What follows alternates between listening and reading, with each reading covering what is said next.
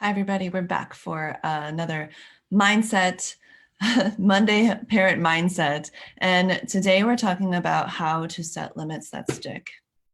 And in particular, we're going to be talking about establishing rules and expectations that the kids will listen to so that we don't get stuck in loops where we're saying the same things over and over and over again.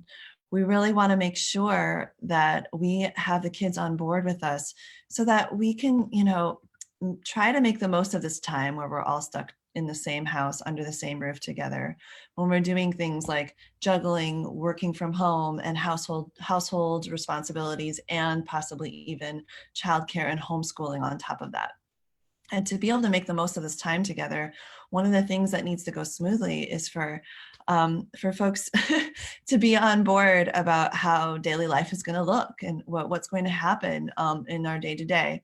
And so this last month, we've been really spending time on how to establish routines. And if you haven't had a chance to dig into those talks, I've been on live every Monday for the last four Mondays, talking specifically about ways that we can navigate this time in quarantine.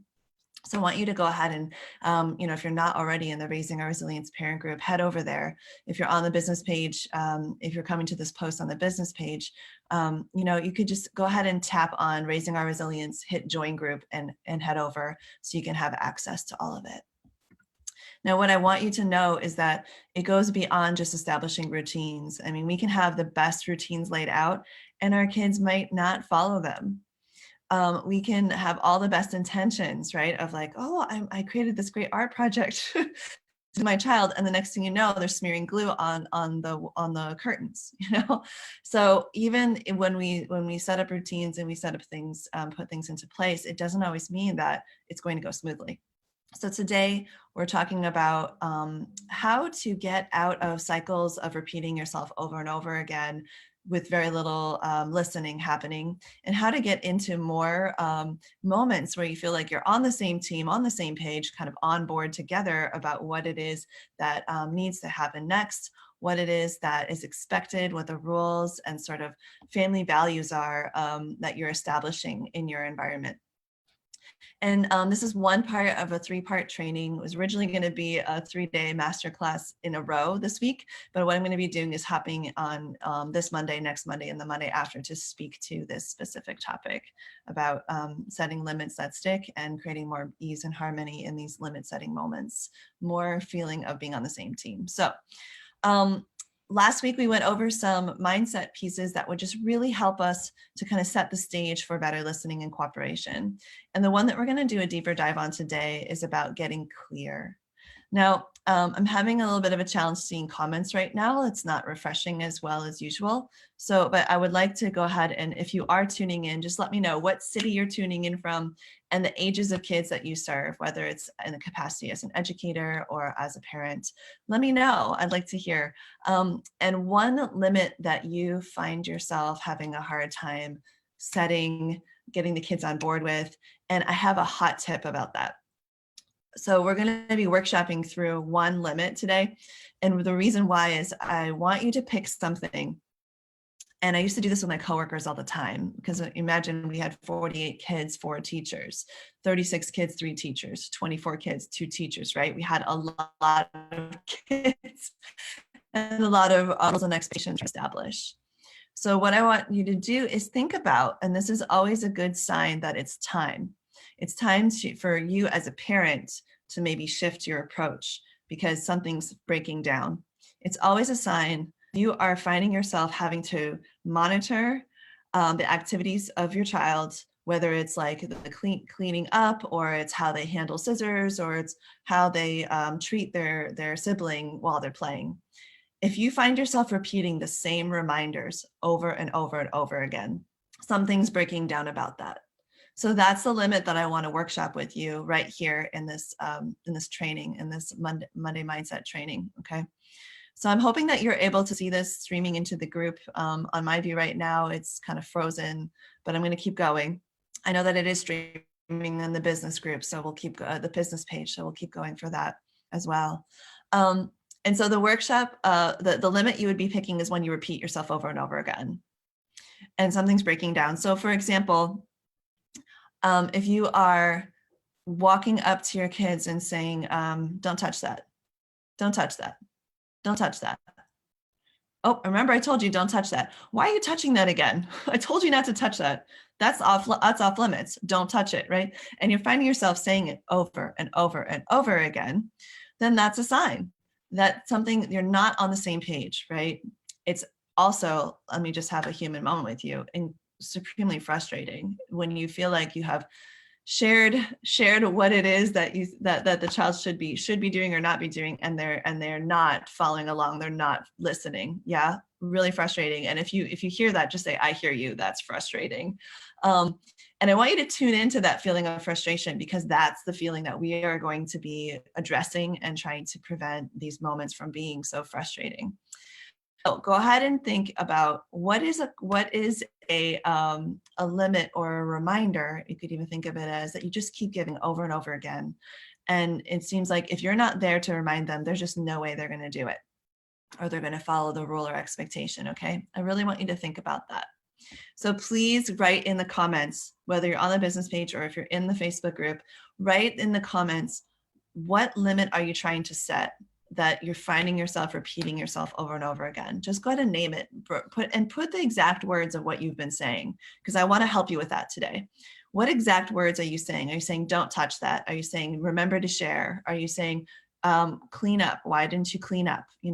And let's just get real. Like, what is this thing, this sticking point that is coming up? And maybe even think of 10, but just think of the one that like really gets you in your craw and you get really frustrated by. Okay. And go ahead and write it in the comments, please. Now, again, I'm having a little bit of an issue on my end where it's freezing a bit. So the comments aren't coming in as easily as usual, but hopefully that'll be resolved here in a moment.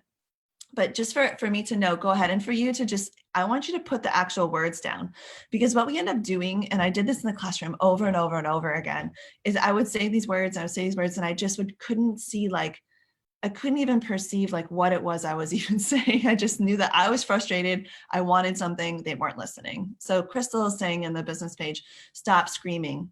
Yeah, stop screaming. Oh my gosh, would you please stop screaming? Yeah, if you can hear that, just go ahead and put a like on Crystal's comment here and let her know that you can feel her. Looks like Leah and Margarita are also with us in the Facebook group. Good to see you both.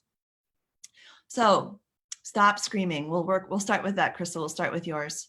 One of the things that we do, we don't even realize, is that we ask our kids to do something and we kind of can make this really common error of assuming that what we want is obvious.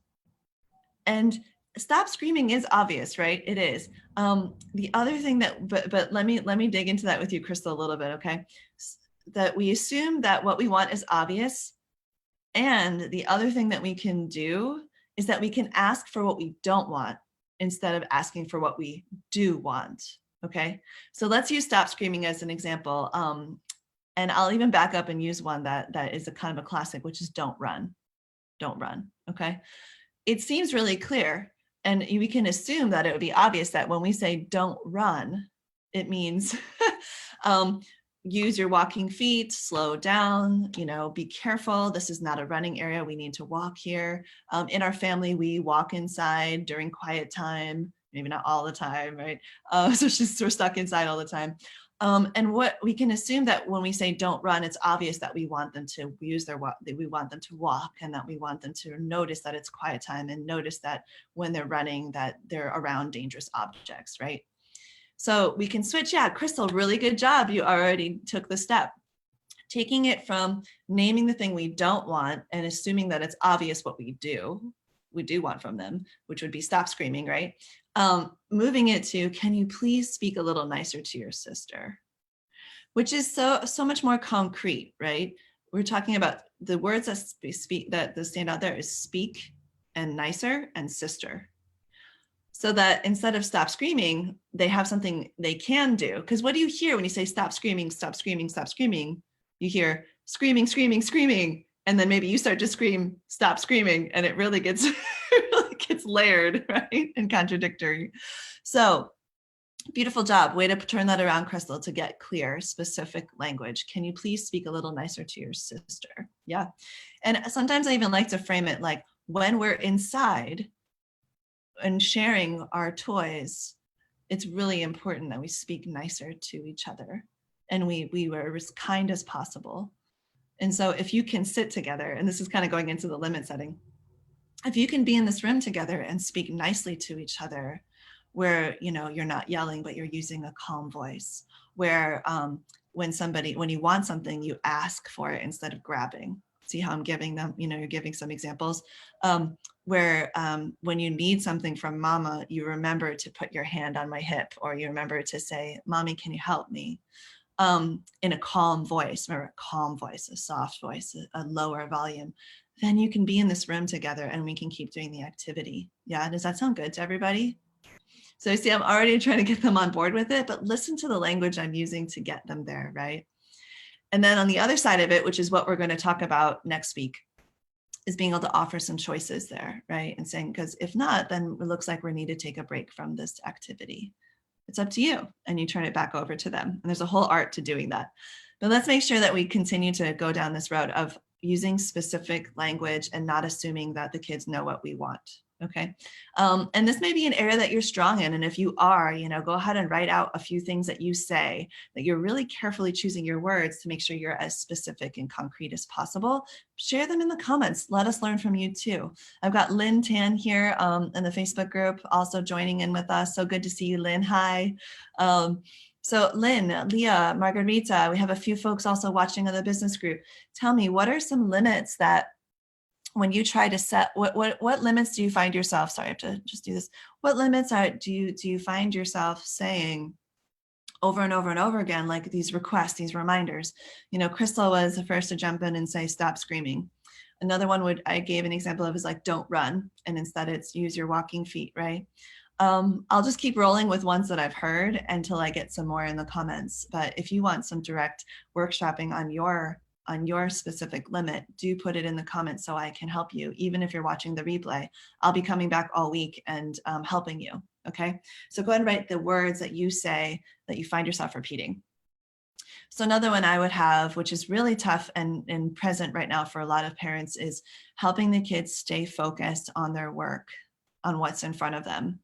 And I have a particular person in mind that I'll be tagging in this later, Brooke, about this.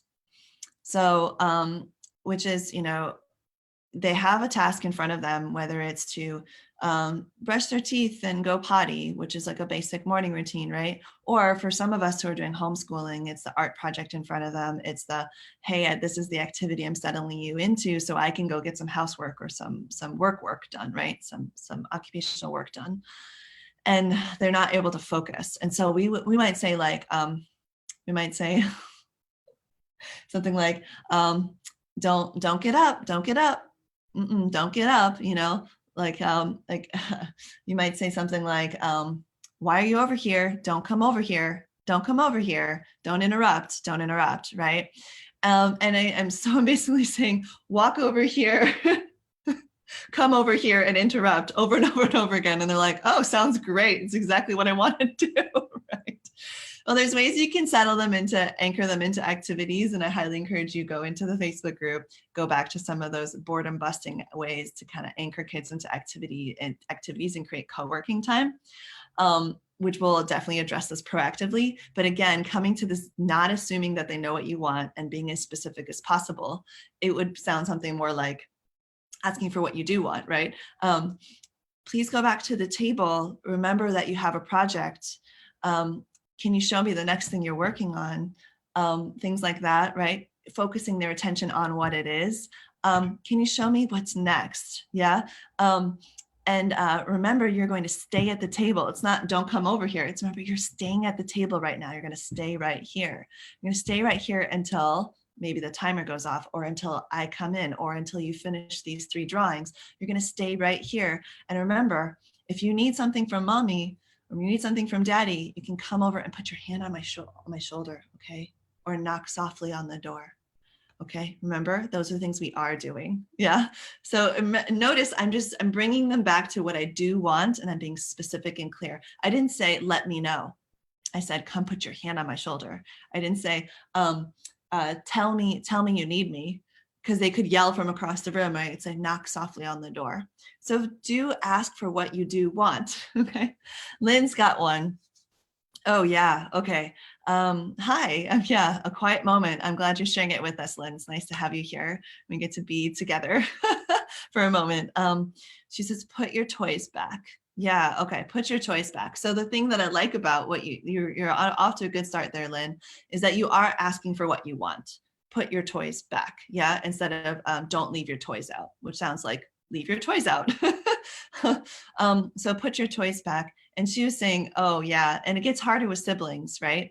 And oftentimes you're saying because you have a 1-year-old and will only put the toys back if they see it being done. And so especially with 2 kids can make a whirlwind of mess. I hear you. If you can hear Lynn, go love up her comment with like a little like or a little star or heart or just an I hear you in the comments. We got to get through this together, you all, right? In quarantine. So what I would suggest to add into that, Lynn, is maybe being a little more specific. And because he's one, and listen to this, if you have a child under 2, and even under 4, they really do kind of co-regulate and entrain with what the school of fish is doing, so to speak, right? So if he doesn't see the toy being put back and you don't start the process in front of him to prompt him on what it is, it can be really hard to just give a verbal direction for kids, especially under 2. They really are so concrete and grounded in the real, in the stuff. So having a little breath around, like, okay, I guess I have to show a lot more than tell, is one of the big ones for the little ones. And the other is, some kind of prompt that goes together with putting toys away. And this kind of comes back and borrows on the routine trainings that we've been doing this month. But having a kind of a external cue, whether it's singing a song, doing a call and response, like, it's time to put the toys in the bins. And then they have to say, time to put the toys in the bins. And you have like a call and response. A lot of preschools, a lot of families have done that, and that's worked really well. Another option would be to just to put on a song that's always your cleanup song. And it's just like time for the whirlwind of mess to be whirlwinded and siphoned back into order and into place.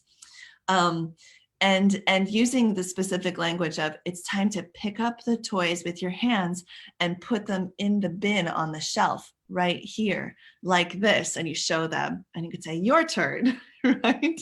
As you're kind of training them. And it's like, and when you hear the song, it's time to clean up. It's time to clean up, that means it's time to pick up the toys and put them in the bin like this. And you kind of associate the two. So that's like a teacher trick right there. Once you establish that, then you can start the song, and it's almost Pavlovian, where they have a response of like, oh, it means I'm supposed to be doing something, putting toys in bins. So thinking about that. Last one with cleaning up toys. I'm just going to go riff a little bit here for you, Lynn. Oh, I love my Lynn. I so wish you'd been at the Emotional Mastery Retreat. We missed you so much. I hope you make it to the next one or can join us in July for the year-long program, because you're just, we just love to have the year with you. But Lynn, would be to really limit the number of toys you have in your environment. And I know you were doing a project like that, right? Where you were sorting through and giving away more because you're feeling overwhelmed by just how much stuff was in your space. And you could go a step further and really rotate toys so there's just less out, because that whirlwind of mess is real. Like it can become what feels like a volcano erupting, just like an array of toys, mixing them all together on the floor. We've all been there. And if you hear Lynn on the whirlwind of mess, just put, I hear you, Lynn. Yeah. So that's another option, would be to really limit the number of toys that are out, and even put a little restriction. And this is kind of going into setting new limits that help sort of create order, which we'll get into more in the next 2 weeks, but really limiting like how many things out at a time. Yeah, and one way to really help with that, and I know you've seen this at the Montessori preschool, right, Lynn, is having a defined work space, and whether that's a rug or a mat or a table, and that when they want to get something new out in that, in that space, they need to actually put away what's on that, on that mat, on that rug, on that table, put it away where it goes before they get out the next thing. And that's something that takes time, but is really worthwhile, because the hardest thing about toy mess is when it all gets mashed together and you have to sort it back out, and it's like everywhere, not just on the mat, on the rug, on the table, but on the floor, on the shelf, in the other bins, just that kind of situation. And if that does happen, you can create a sorting game, and put out the 3 bins for the 3 things that are out that all got mashed together, and have a sorting contest, right? Like, I'm going to give you a pile, I'm going to give a pile, I'm going to give sister a pile, and ready, set, go. Let's see who can finish their pile first. Another hot tip about putting things away. The last thing Lynn has here is the other difficult thing revolves around food. Yeah. Oh gosh, mealtime battles are sometimes the worst, because we want the kids to have their nutrition. We don't want it to be a huge mess. We'd like them to have learn some etiquette at the table. And ultimately, like, we just want them to have a healthy experience where we get to connect, right? So yeah, oh, it's all day food.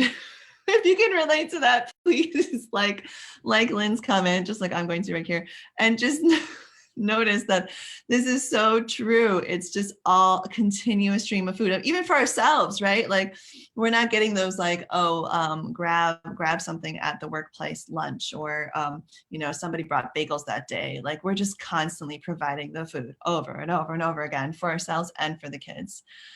And yes, limiting to the main meal. So it is reasonable to have one snack between meals. It really is, especially if the kids get to say when they're going to have it. And a hot tip I have for that at home is to actually establish a shelf that's low in your cupboard and in your fridge with ready to go snacks that the kids can help themselves to, and that they have some sort of way of marking that they're getting snack. Like, it could be that they need to get out a certain plate, and then they can put their snack on it, and that like demarks that snack is happening. And maybe set a timer that it's like snack is a 20-minute thing. And I know that sounds a little bit too structured around meals and food, but it can save you so much strife to just have some sort of boundaries around it. And if you give them within those boundaries the choice of when and even what, where there's like 2 fruit options and there's 2 dry food options on these snack shelves at all times, and they get to put it on their little plate and then go sit down, set the timer. You can create a little mini routine around that. Can be so helpful. And what, again, you're going to be doing, getting back to the topic of this week, and we're going to need to wrap up here.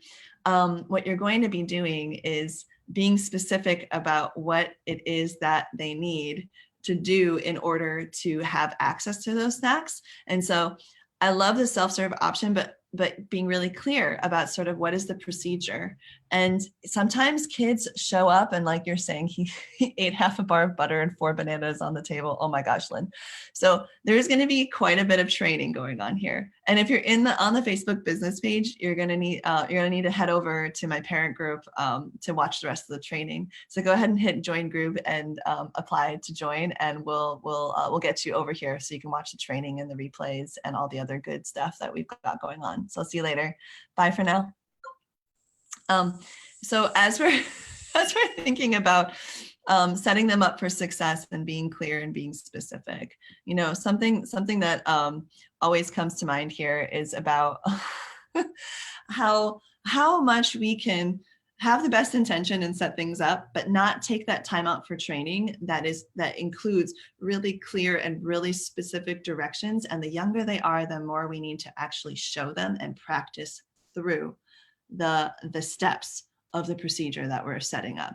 And the thing I can tell you that works the best is to have as many physical prompts as possible that help to, like, again, demark that the time is beginning and ending. Prompt that I am allowed to get snack from the shelf because I have the plate in my hands and I showed it to mommy. Like, having some sort of like gateway they have to pass through in order to access the snacks could be a way.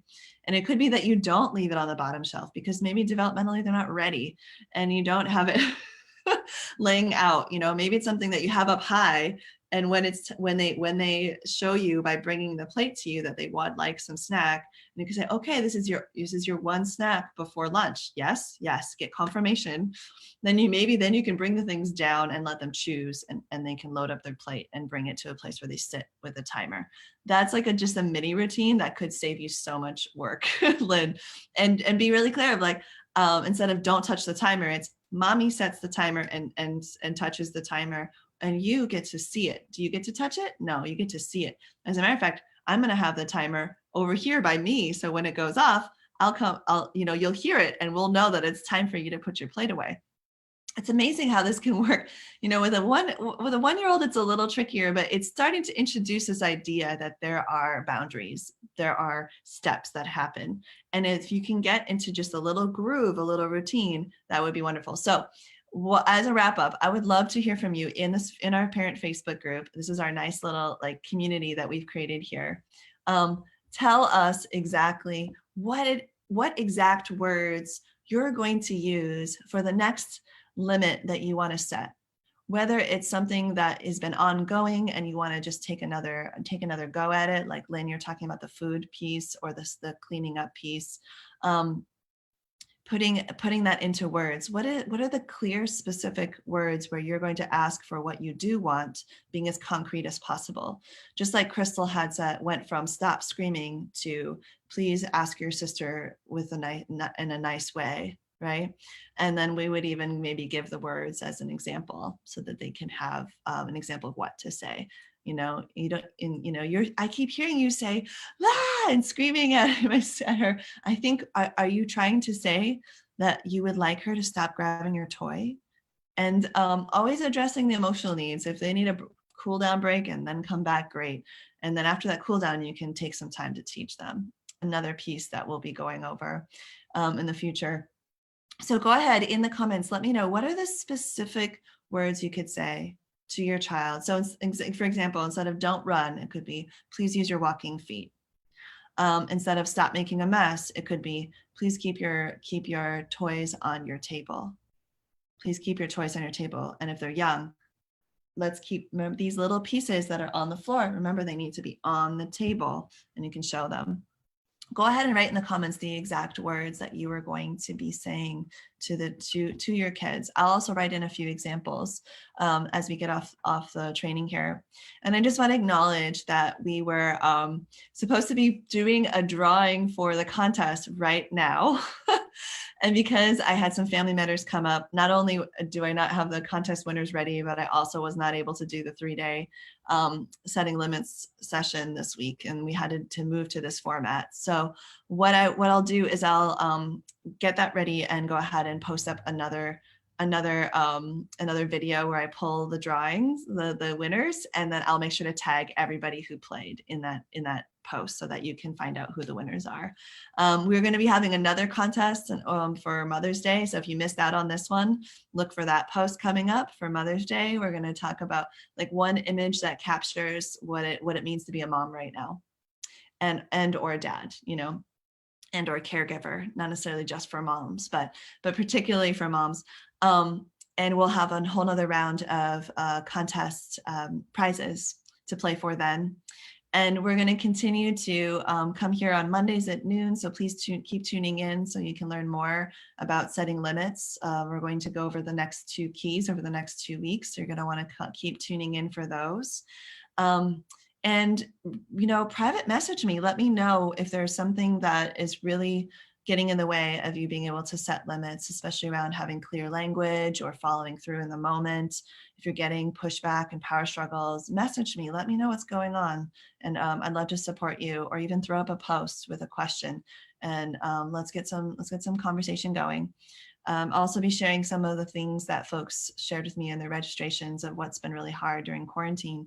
So we can all have a moment of just realizing we're not alone in this, and share some support as well. So right here in the Raising Our Resilience parent group, we're going to continue building community, and I so look forward to being with you in these different ways over these coming weeks of being stuck at home together. Lots of love to you. Let me know what your takeaways are in the comments. Let me know what it is that you need support with. And again, the exact words that you're going to try out with your kids so we can support you with that too. And I can give you some feedback, some coaching in the comments. All right, until next time, lots of love and see you then. Be well. Know that you got this. You're not alone. And be gentle with yourself. You know, we can set high expectations for how homeschooling and working at home and housekeeping is going to go. And I say aim for 30 to 50% of what you normally can do right now. And congratulate yourself if you pull that off, because we can't do 100 plus 100 plus 100, but we could maybe do 30, 30, 30. Of these three major jobs that most of us have, right? Working from home, like constant childcare, even homeschooling, and then on top of it, running a household 24/7. That's a lot. So 30, 30, 30, we'll take that, okay? Have some compassion, be gentle with yourself. Until next time, lots of love. Bye for now.